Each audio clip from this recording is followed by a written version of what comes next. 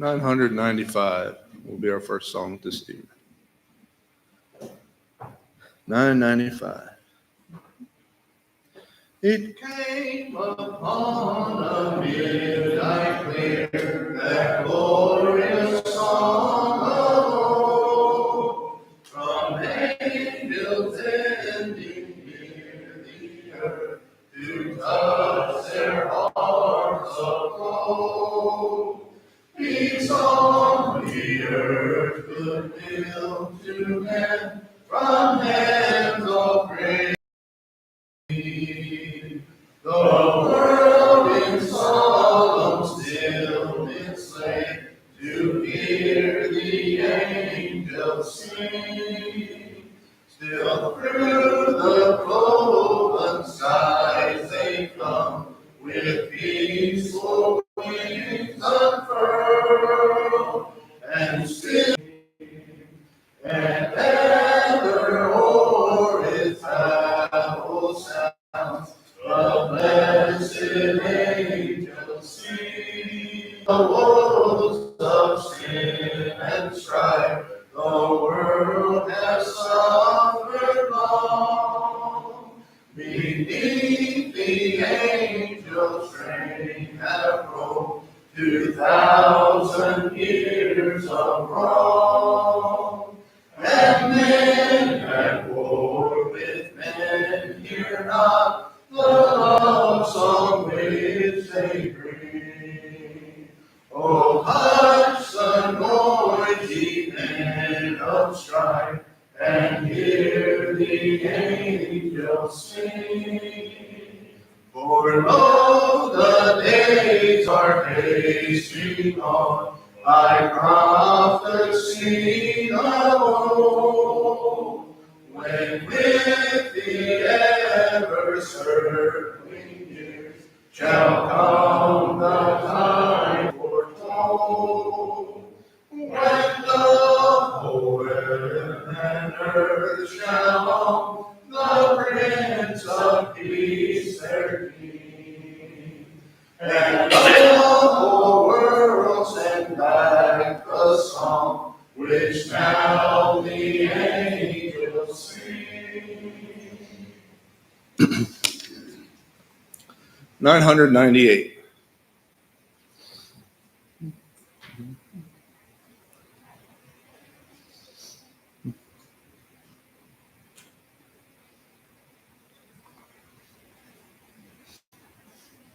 Let's sing.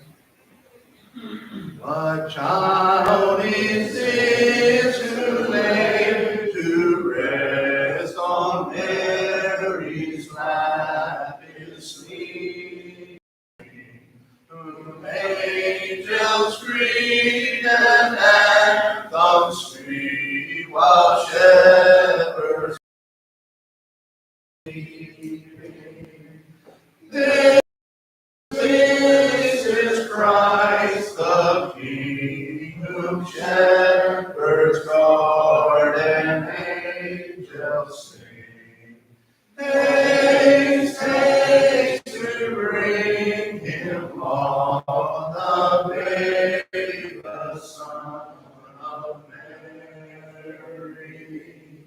While I see in such meek estate, where oxen as are feeding, good Christians fear for sinners hear the silent word is leading.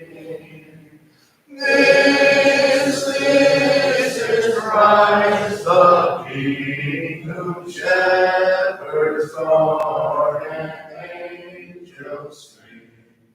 Haste, haste to bring him on, the babe, the Son of Mary.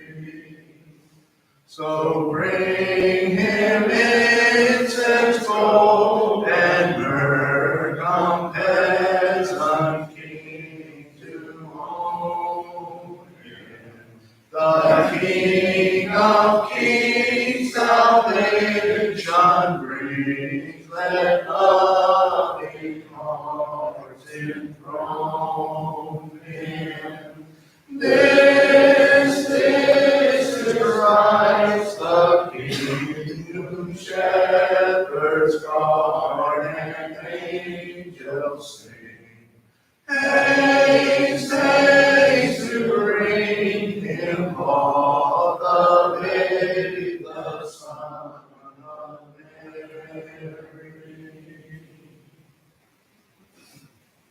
Song before we turn it over to Brother Al would be page 1001, I think.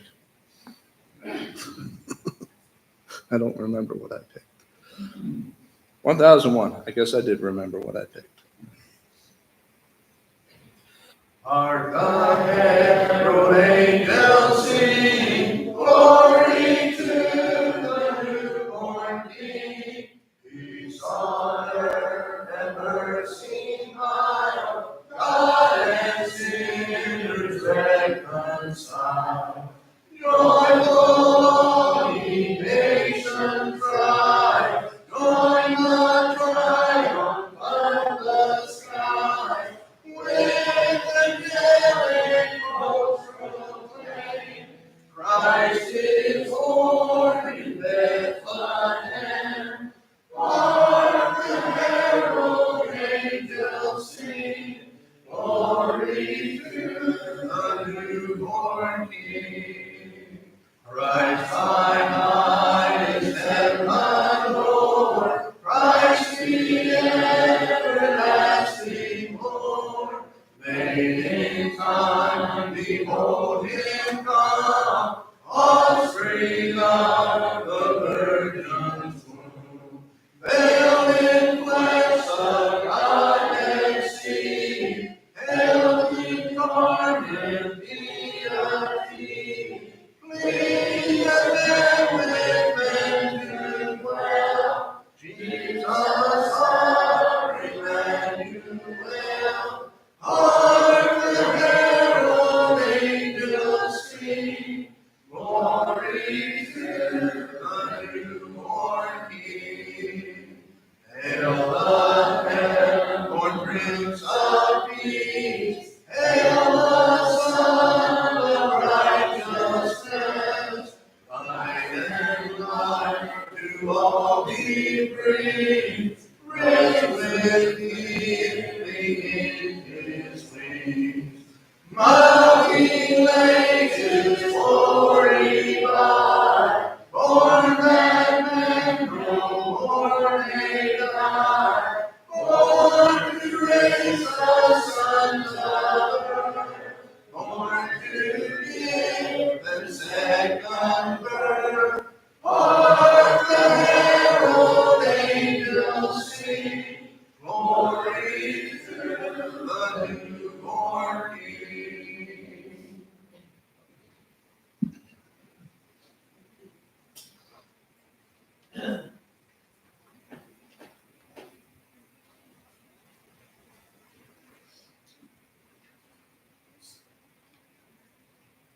What's the invitation song? Did it outside.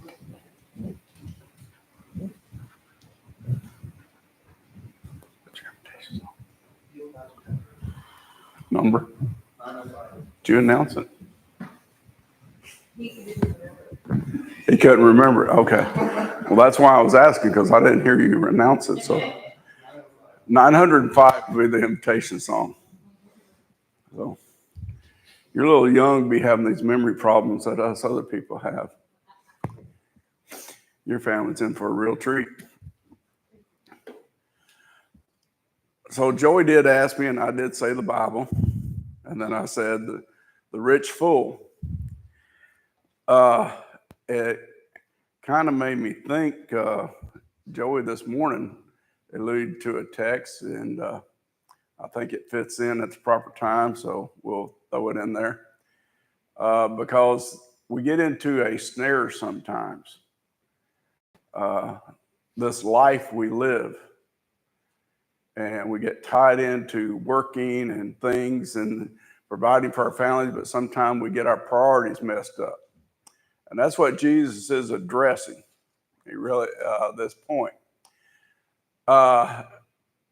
This is an interesting point. If you've ever had to deal with an estate of somebody who died in one way or another, there's always going to be a dispute from somebody unless they just leave it to one person. And guaranteed. And,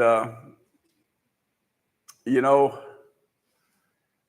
I've come to two conclusions. I heard it said that Funerals bring out the worst and the best in people. And talking about when people die and somebody thinks they're entitled to some type of inheritance. And the truth of the matter is they reveal who they really are. Notice this young man, and this fits it. And then one from the crowd said to him, "Teacher, tell my brother to divide the inheritance with me." What's he want? What's he want? Money. More than what he got. Here's a thing to remember in an inheritance. Is it yours? So it's a gift. Appreciate what you were given. And don't worry about other people and what they got. Because they could have just as easily left you out completely. That's what I finally told some people. Now, but he said to him, "Man, who made me a judge or an arbitrator over you?" The point of this, Jesus says, "I've got no dealing in this." And guess what? Where in the scriptures does it say how to divide up an inheritance? Nowhere. It belongs to the person who is given it. Therefore, they have the freedom to give it as they so see fit.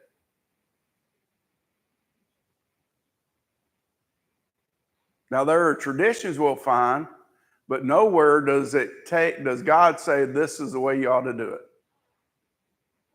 It's been left up.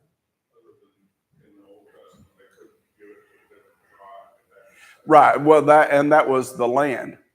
That was the land inheritance. That's the only thing it did, and that was to remain within the tribe that it was. And if the family had came to an end, then the immediate family, then it was going to go back up to the next in line of the head of family. But that is a law concerning the Israelite nation, and that is it. That is not. It's not even a principle. You know, it's not even a teaching of principle other than God wanted to keep it within the Israelite nation and within the tribes. And that was part of the preserving of the nation. That's just like those dietary laws. None of them apply to us. None of them, the principle, not even the principle follows in. And Jesus makes it clear, I don't want anything to do with this. And then he points out, here's what he said, and here is the problem, and this is what gets into with people in the States and people being listed in wills and not understanding that someone is giving them a gift to begin with. Notice this, he said to them, "Take heed and beware of covetousness, for one's life does not consist in the abundance of the things he possesses." What is he telling the young man or the person who asked that wants to divide the inheritance? What is he guilty of? Coveting, covetousness. I want it. And that's what happens a lot of times when you get into these situations and you see people get upset because they're not getting what they think they ought to have.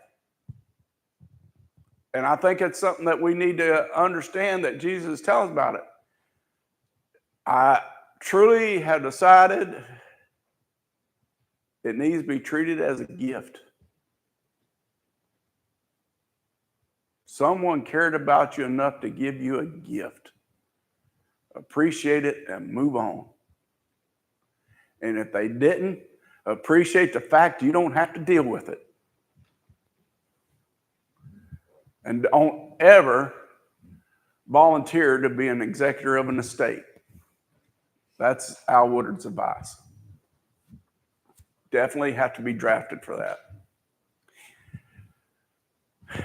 Things we should learn. Jesus goes on. Because of this, he comes into this parable about this rich man. And he points things out.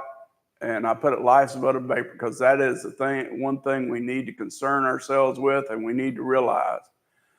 Then he spoke a parable to them saying, the ground of a certain rich man yielded plentifully. And he thought within himself, saying, what shall I do, since I have no room to store my crops? So he said, I will do this. I will pull down my barns and build greater, and there I will store my crops and my goods. And I will say to my soul, soul, you have many goods laid up for many years. Take your ease, eat, drink, and be merry. But God said to him, fool, this night your soul will be required of you. Then whose will these things be which you have provided? What's the American dream these days? Well, the main part of it is to get ahead. Get ahead to the point that you no longer have to work. Everybody wants retirement early. And then they'll say, I can take life at ease. Let me change that. Everybody but preachers. Most preachers don't plan on retiring. I know a few. But here it comes down to, how do they know? How do they know that when they get to that age, then they can enjoy the thing? See, here's Joey's text. This is the one that fits, and I like it. That he read this morning, 1 Timothy 6, verse 17. Command those who are rich in this present age not to be haughty, not to trust in uncertain riches, but in the living God, who gives us richly all things to enjoy. Let them do good, that they may be rich in good works, ready to give, willing to share, storing up for themselves a good foundation for the time to come, that they may lay hold on eternal life. The NIV, Joey read this morning, that we are to enjoy the things that God has provided, but also to share and to help others. He gave them for us to use where we can or where we want. It's still that choice that we use. And he expects us to do it wisely. But does that? Enjoy it. Is there anything wrong with enjoying the blessings that God has bestowed? No. It's inheriting the earth. That's part of the inheriting of the earth. But here comes the other point that we need to understand something. You're in your 50s, right? Somewhere in there, okay? How long you got left on this earth? Okay, Joey's around 70. How long you got left on this earth? I don't know either. And may never even reach it. And never took the time that God had provided while we had it. I'm not saying waste it, but don't wait. I don't think God expects us to wait. Look at this man. All he cared about was getting rich, and he was already rich compared to others, and he just wants to get to the point that, hey, now finally, I can just quit. My grandfather, on my mother's side, neither one of my grandparents were ever rich, but he had his own little store. And when he turned 79, he sold his little grocery store in that little town. And he spent about 6 months puttering around the house with my grandmother and decided he didn't like that. And tried to buy a store back, and the guy wouldn't sell it to him, so he opened one 2 doors down. Bought that building. And the guy really didn't like that because all his customers were coming back. 6 months later, he's 80. And somebody robbed and murdered him.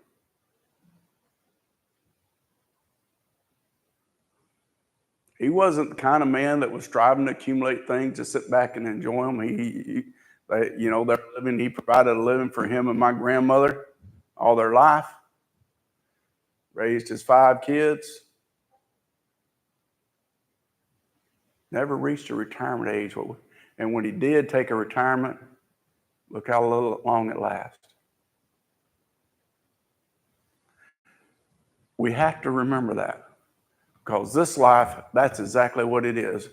Ecclesiastes 2:16-20. There's no more remembrance of the wise man than of the fool forever. Since all that now is will be forgotten in the days to come, and how does a wise man die as a fool? Truer words spoken. The wisest man on earth died as a fool.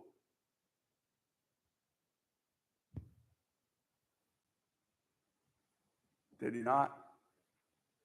Did he not lose his kingdom because of the way that he had turned his life, things he had went into?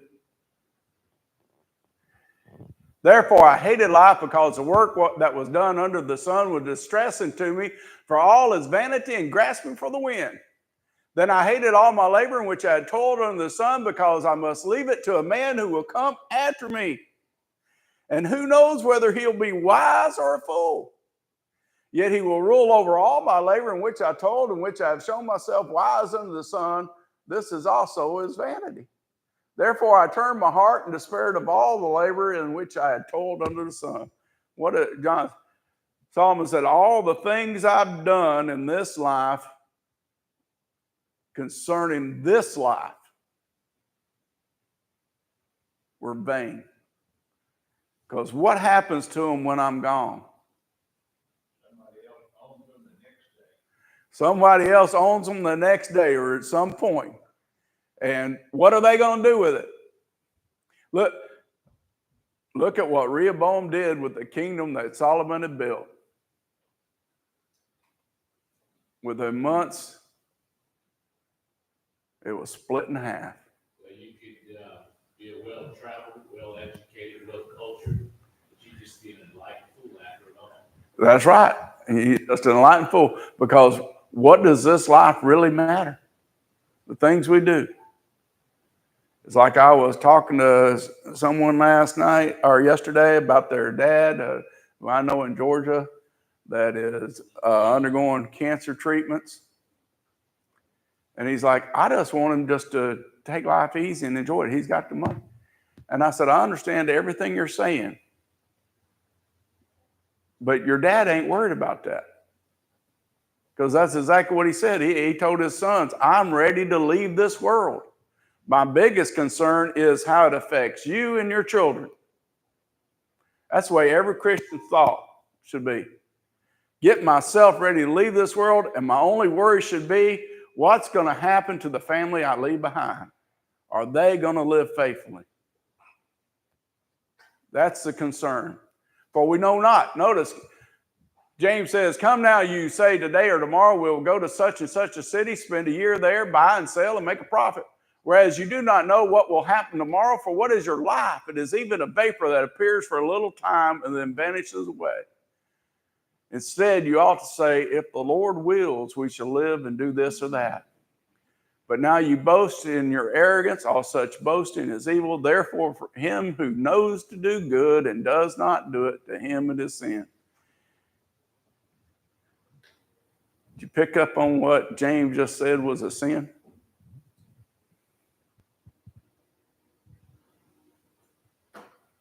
Well, just the other day, I was thinking that somebody say, an older person say, they're talking about the Christmas holidays, and the person said, next year, we'll do this.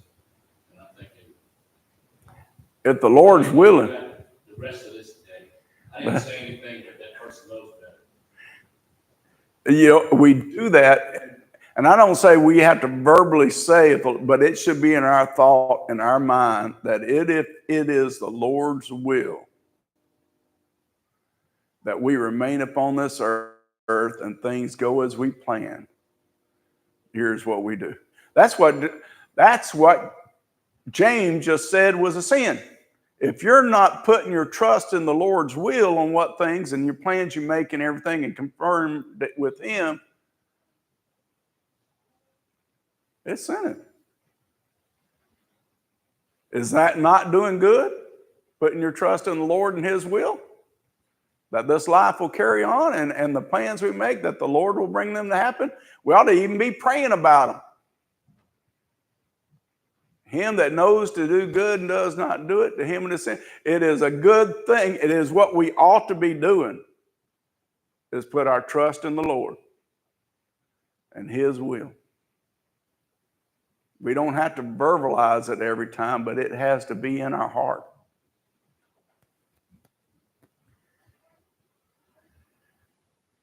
And then we go back to Ecclesiastes 8, verse 6 through 8, because for every matter there is a time of judgment. Through the misery of man increases greatly. You ever read what Jacob said when Pharaoh asked him his age? New King James translated that years of my misery are 137.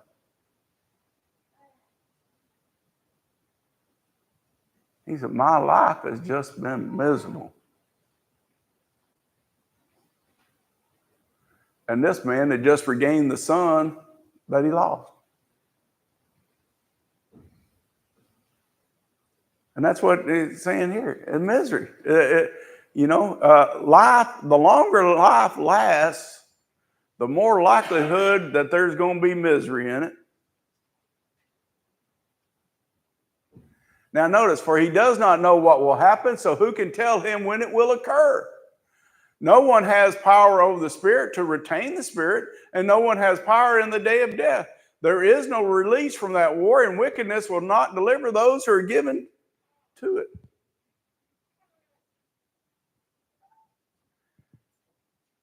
You understand what Solomon's saying there?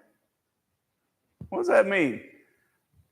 Wickedness will not deliver those who are given to it.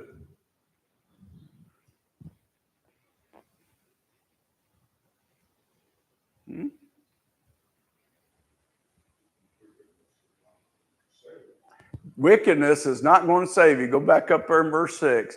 Every matter there is a time and judgment. Wickedness will not deliver you from judgment. He's trying to point, only God can deliver you from his judgment.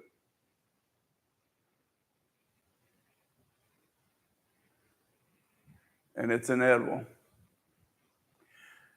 Jesus finishes his point on the parable in Luke 12:21.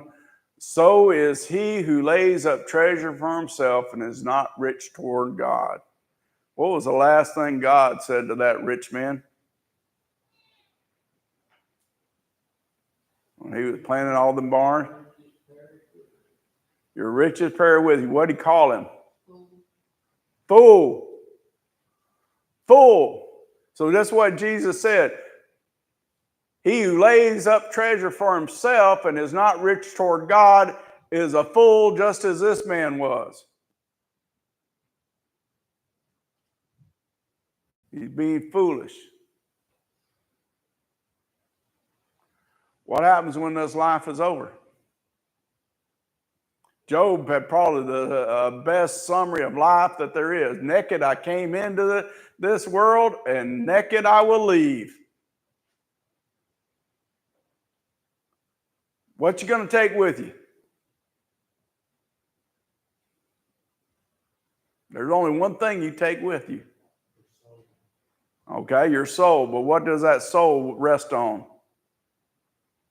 Or is condemned on? Huh? Your deeds, your works. And that is what comes from the heart. So there it is. That's the only thing you take with is how you live toward God. And that's something we'll remember. Matthew chapter 6 in the Sermon on the Mount, verses 19 through 21, Jesus said, do not lay up for yourselves treasures on earth, where moth and rust destroy and where thieves break in and steal. But lay up for yourselves and treasures in heaven, where neither moth nor rust destroys and where thieves do not break in and steal. To think about that. How much can you take with you? How much is it going to make for you? How's it going to be there? What happens? What happened to some people during Hurricane Laura? Some people died. Some lost their homes. Some got really big deductible payments. Part of those riches taken away in that. 1964. I'm barely having a memory, but I can remember the night our house burned. Gone overnight. 4 years old. We've got no control over anything in this world except our soul and our deeds. Notice what he says, for where your treasure is, there your heart will be also. So it's either toward God or toward here. Then he says, the lamp of the body is the eye. If therefore your eye is good, your whole body will be full of light. But if your eye is bad, your whole body will be full of darkness. If therefore the light that is in you is darkness, how great is that darkness? No one can serve two masters, for either he will hate the one and love the other, or else he will be loyal to the one and despise the other. You cannot serve God and mammon. You cannot put your riches in the money of this world and still trust in God. But you can trust in God and be content with the blessings that he provides. You have to have a perspective on the money. That's right. And what we'll do with it while we're here. Yeah, that's it. Because then you're using whatever blessing he's had to be rich toward God. You're striving to be rich toward God. Sometimes we get the idea we wish we had more, and sometimes we might even realize if we had more, we might not be as faithful as we want to be. How many people have lost their souls because they had more? It's a blessing.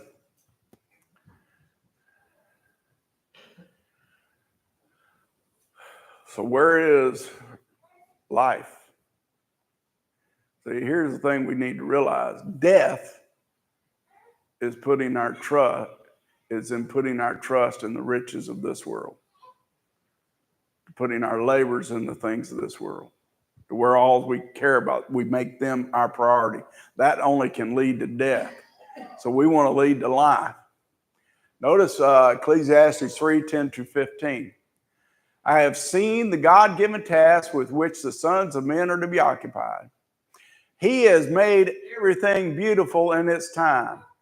Also, he has put eternity in their hearts, except that no one can find out that the work that God does from beginning to end.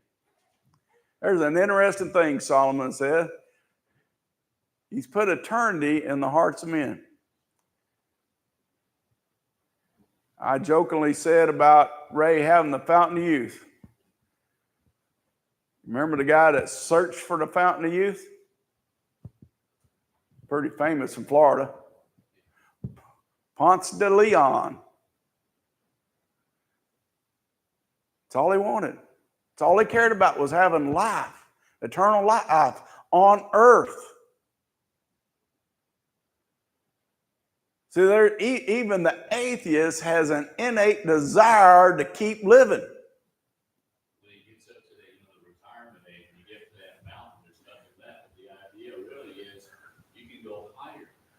Yeah. That richness of Christ in us. Yeah. When you get to that retirement age, they're yes, sir. We don't need to go to be rich. God is our richness, basically. That's what we're at the mouth of babes. God is our richness. We don't need a desire to be rich. That's right. But the point is, God has put in us a thing of eternity that we should want to work. But notice this point. Can we figure out everything that God has done? No. Look at all these scientists trying to figure out how God created the universe. And they want to take God completely out of the picture. And then you got people on the other end trying to predict when it's going to end. And notice what Solomon said, I know that nothing is better for them than to rejoice and to do good in their lives, and also that every man should eat and drink and enjoy the good of all his labor. It is the gift of God. It is a blessing from God, what we have. I know that whatever God does, it shall be forever. Nothing can be added to it, and nothing taken from it. God does it that men should fear before him. That which is has already been, and what is to be has already been, and God requires an account of what is past. There is the understanding of God in a nutshell. He has foreseen everything.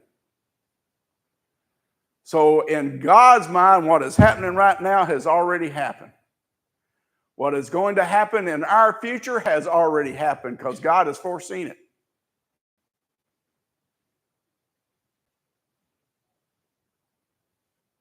That's an interesting point when you read Revelation 20, especially that judgment scene, when you sit there and take a good look at John. John is seeing it and speaking of it as being both present and past, and not really understanding that judgment is future for mankind. Because in God's mind, it's happened. It's going to happen. It does not take away our free will. It's just that God knows the outcome. And that's important. And notice what he said. God requires an account of what is past, how we lived our life. He's going to take an account of it. Jesus says in John 10, 9 through 11, I am the door. If anyone enters by me, he will be saved and will go in and out and find pasture. The thief does not come except to steal and to kill and destroy. I have come that they may have life and that they may have it more abundantly. I am the good shepherd. The good shepherd gives his life for the sheep. Very important thing. What does it mean to have life more abundantly? A better life. A happier life. Where? Here. And there. Yeah. Here and there. That's what I look for. Here and there. We have a better life here because we put our trust in God and we understand that no matter what happens here, there's a better place. Yes, ma'am. The abundantly, could that be like the fruits of our labors? Well, that's it, because we have a more enjoyment of life because we are in Christ and we understand, and it gets difficult sometimes for us to get that in there. And we should have a peace about us that other people don't understand. Because it's more of an abundant life. It doesn't mean abundant riches. It means an abundance of life, of that fulfilling life, that happier life. And knowing where we're going, while we're here, what we need to be working on, what really matters, all that adds to our happiness. There we go. All that has a What adds. the atheist got to look forward to. There is the point. What is the atheist? What about the denier? What about the unbeliever that believes in God but won't believe in the word? What do they really have to go for? There's an interesting thing that Paul makes statement of in 1 Thessalonians chapter 4 and verse 13. I love this statement. I will not have you be ignorant, brethren. So the B, I added that. I will not have you ignorant, brethren. Make sure you get the comma right. Because he's not saying, I will not have you ignorant, brethren. I will not have you ignorant. I don't want you to be ignorant. I want you to understand. And he starts talking about the resurrection. And that final day when everyone dies. And we all fail. And he's like, I want you to understand, because somewhere they got this teaching going on that the resurrection had passed. And those that were dead were not going to get to take part in the resurrection. Two things going on there. And he's trying to get them to understand. We cry at funerals. Some people we should be crying for.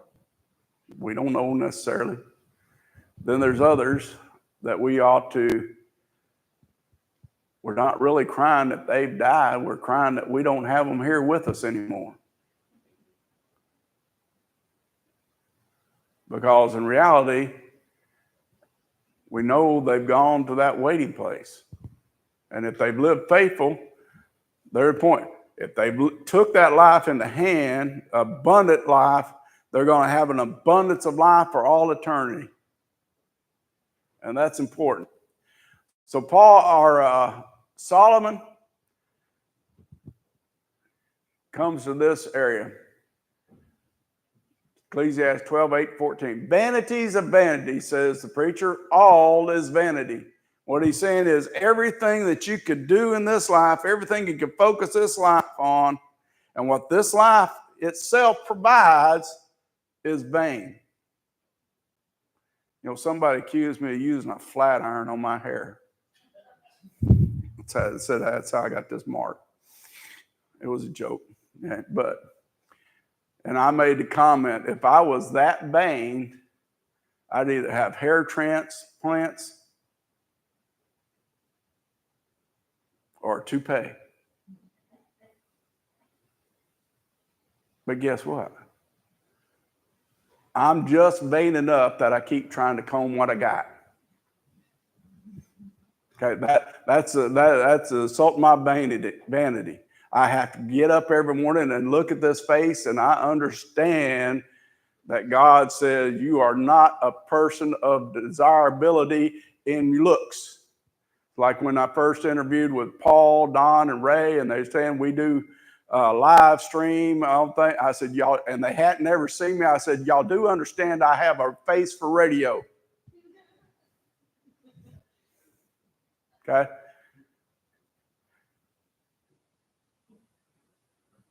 I've accepted that. Okay. And sometimes that's what we need to do is accept things and understand that those things, if I had them, I'd just make me more vain and I could have a problem. Do I look and see somebody sometime and say, oh, I wish I had all that hair? Look at Ray Hyde. Have you lost a hair you're at? You know? But you know what? And Ray Hyde isn't vain. And I know that because I know the man. And that's fine. But that's what Solomon said. Putting our trust in all this stuff of this life is just vain. It's just vanity. It's empty. It's going to lead to nothing. And notice what he says. And moreover, because the preacher was wise, he still taught the people knowledge. Yes, he pondered and sought out and set in order many proverbs. The preacher sought to find acceptable words, and what was written was upright. Words of truth.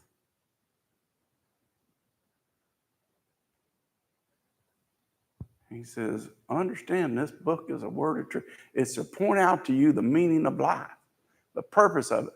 And notice the words of the wise are like goads, and the words of scholars are like well-driven nails given by one shepherd. Who's that shepherd? God, Jesus. Okay? And if you ever wonder why he searched this out, you have to get to the end of the book to see who he was really writing this to and for. And it's right here. And further, my son, I'm trying to leave you words of wisdom, my son. Be admonished by these, and making many books there is no end, and much study is wearisome to the flesh.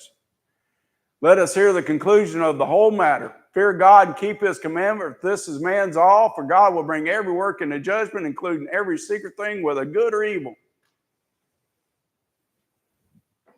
What's going to be left out?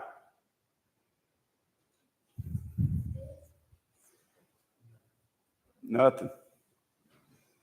Here's the reality. When you stand before God, you either have his forgiveness or your eternal loss.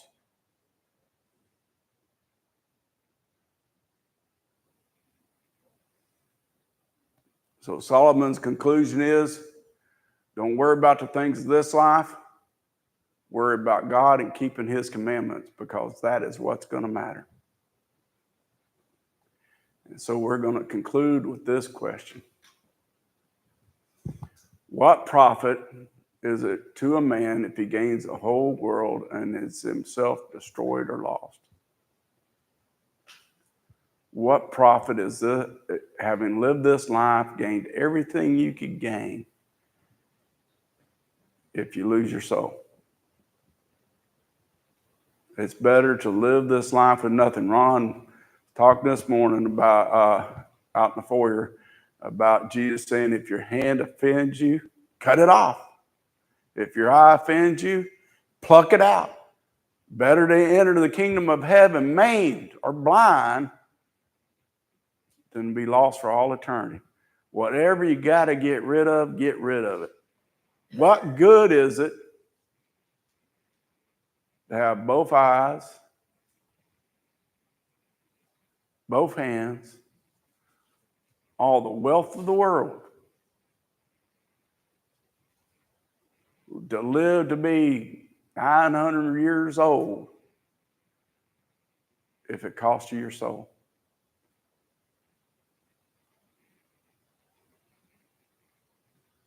What are the riches of this world really worth? And what are the riches of heaven worth? That's what's matter. Let's stand and sing.